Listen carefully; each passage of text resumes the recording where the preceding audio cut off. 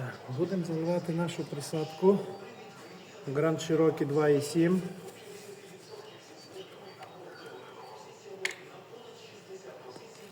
«1,4 грама на літр на 6,5 літрів масла. У нас виходить 9 мл.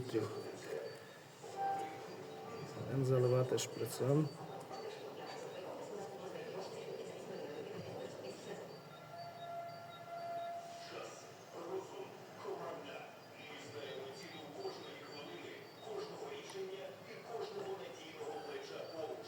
Так, 9 мл.